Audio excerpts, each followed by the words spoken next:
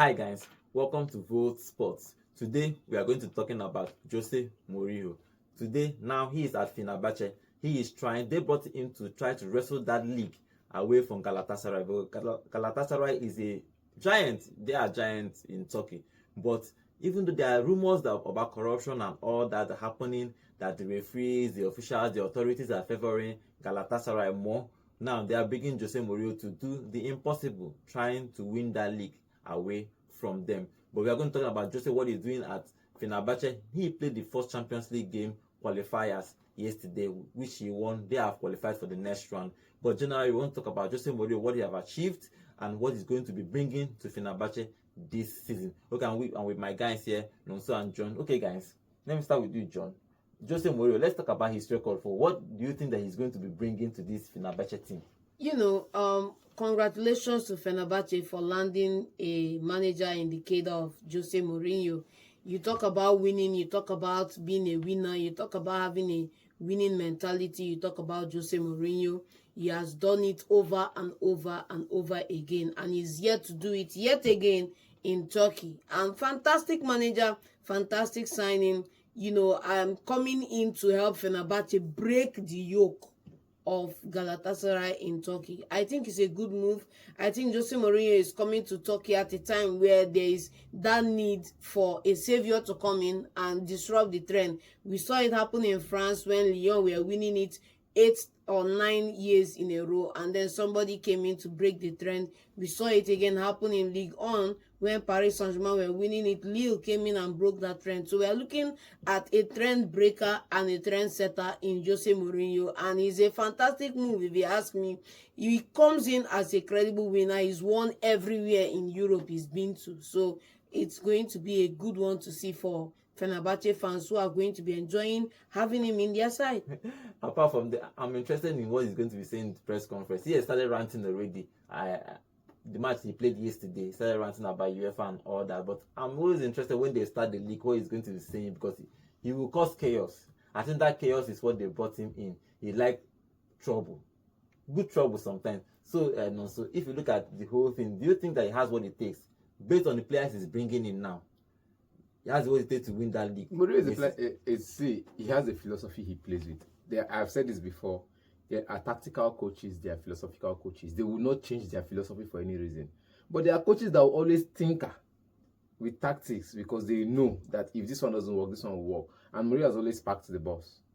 So I would say he always plays counter-attacking football. With fact the box, Fenerbahce counter-attacking football. He plays counter-attacking football. He did it with Chelsea. You saw the way they played. Chelsea hardly ever packed the boss in his first season.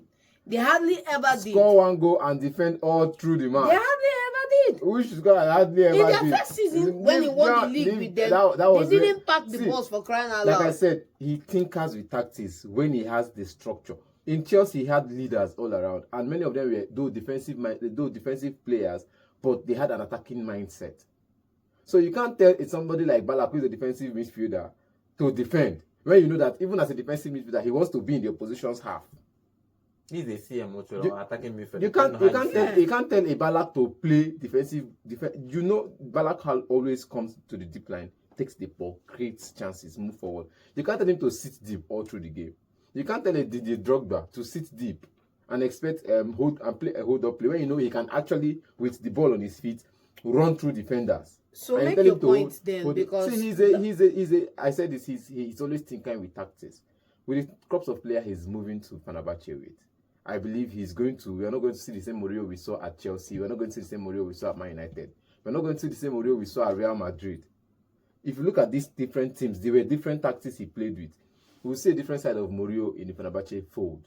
With the kind of players he's bringing in, I'm not saying he's going to do exceptional. He has always done good, or has done great as a coach.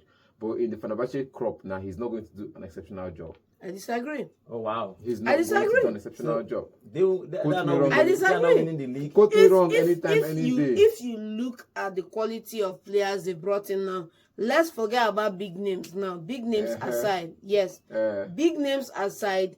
He has done a good job in this. The transfer window is not yet over. There are a couple of players that are already coming in. We know that Cenk Tosun is already in from what's he called now, Besiktas. This is the same player who was scoring goals for fun with Everton in the Premier League. We know there are a couple of other players coming in the form of Nesri.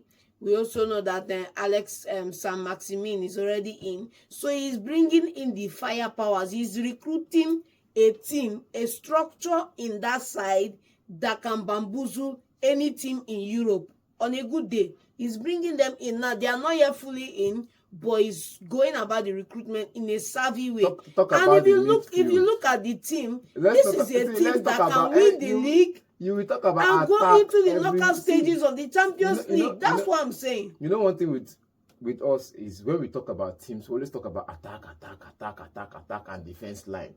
Bros, we've always said this. Pundits always say this. You have your queen at the, if you're a chess player. Once you have your queen in the middle of the board and you're good on the board, you're good with board games. You have a queen in the middle of the board. Not everybody will have their queen in the middle of the board and control the game. But once you have your queen in the middle of the board, you can control 78% of what happens on that board if you're playing chess. But now, this is football, though. In football, the same thing. Your queen is your midfield. If you have good midfielders, you can control the whole game. In Fenerbahce, the players he has as midfielders are the players he was ranting to sell off at Man United. Control the whole game and you cannot score goals. What's up? There are players in the defense line that we all know, would not make starting lineup in any Premier League teams. Will not make the starting line, will not even make the substitute bench. But whose fault is that now? And it's not Mourinho's fault. And these are the players these are the players that he met at the club. He came in, he met these players at the club. There is no way he can clear out the full team this summer. It's just what I'm saying. He will not do anything. It's not possible. Yeah, all of us are expecting him to do perhaps wonderful. Collect the league. Rest the league.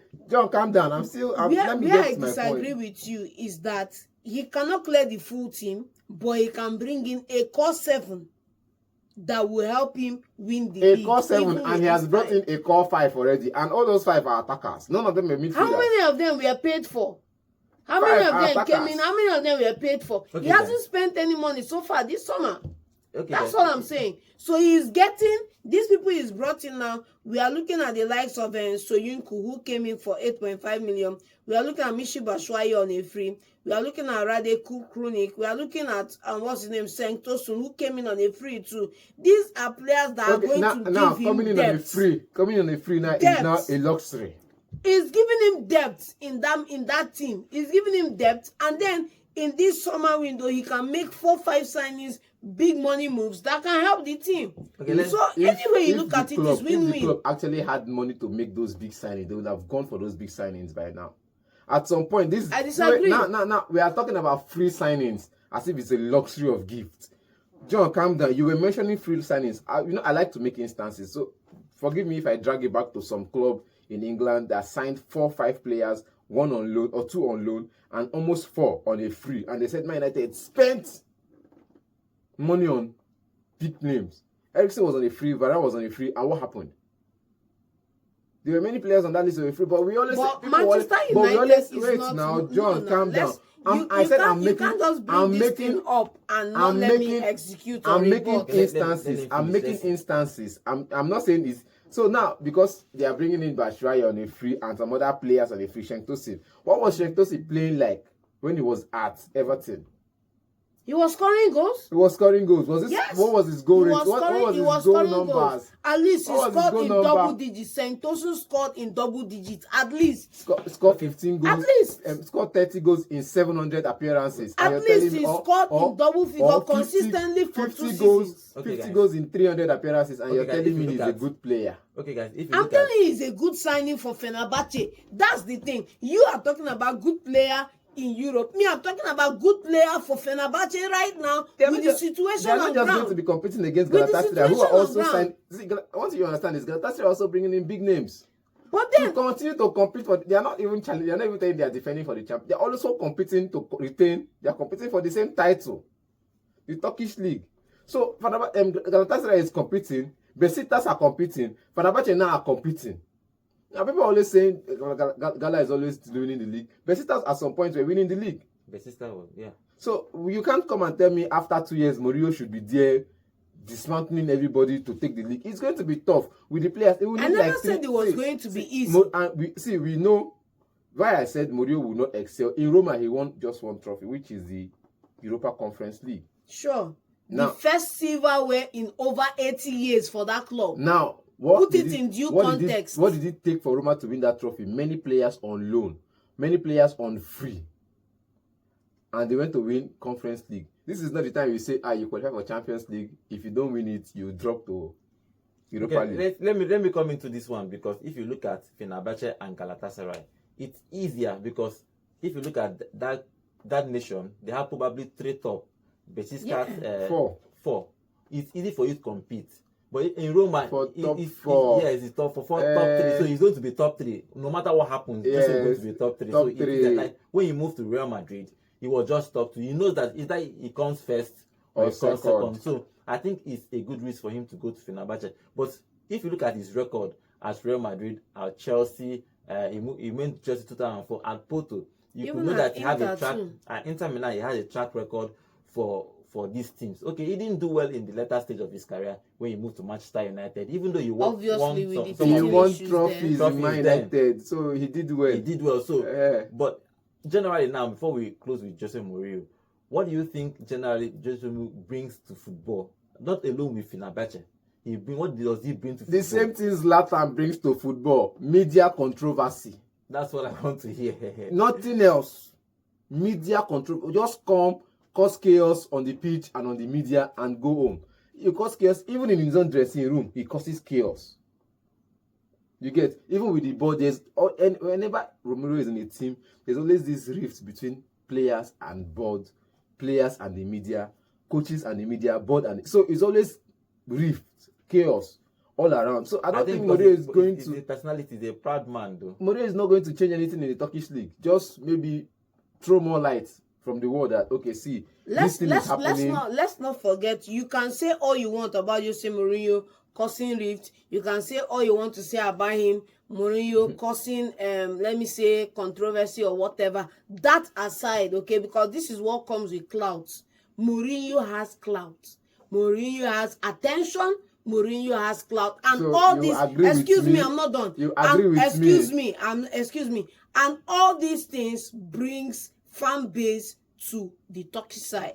I'm going to bet you right here, right now, that the Turkish league is going to get more coverage, more media attention, more fans, more controversy, people talking about the Turkish league, and it's good for the league, for crying out loud. We haven't seen that in La Liga. And where's La Liga right now? You understand me? We haven't seen that in La Liga. We just have a Clásico, no longer the El Gran Clásico. We just have a Clásico now between an old man and a fumbling Barcelona side. And it's crazy that it is what it is, but this is what it is. You know, El Clásico used to be a Grand Clásico because of all these off-the-pitch issues that sweeten the game, that gets the fans going, okay? And this is what he's bringing to Fenerbahce. So for me, he's bringing media hype, media attention to Fenerbahce. He's bringing a lot of viewership because he has followers. He's an influencer. Let's not forget about any other thing. If you go online, he's an influencer too. So he brings these dynamics to the Turkish side. And it's a win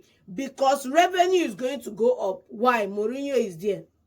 Viewership is going to go up. Why? Mourinho is there. All the controversies is going to go up. Why? Because Mourinho is there. Because Mourinho is getting people excited about football in Turkey by reason of his presence. So if you look at the financial outlay of that, which means more seats sold, more viewership on streaming platforms, more appreciation of TV rights and other things for the league, it's a big win. Irrespective of who wins the title. Okay. It's a big win. Leave and make a speak English finish. After we just never say trophy. You know winning trophy. They come. But it's a fantastic win for the Turkish league. But trophy this year, he will deliver a trophy this season. Mark my words. Okay, guys. Okay, guys. Let's see what Jose Mourinho will do in Turkey. Personally, I love Mourinho because of his personality. He brings this kind of personality that I like in football. He causes controversies, but even though he says the wrong things sometimes, but he is Jose and he is always going to be Jose. Let's see if he's going to bring the hype to Scottish League. Let's see if he's going to bring the title back to Fenerbahce. Let's hope he does well because everybody loves Jose Mourinho. Who doesn't love Jose Mourinho? See you guys next time.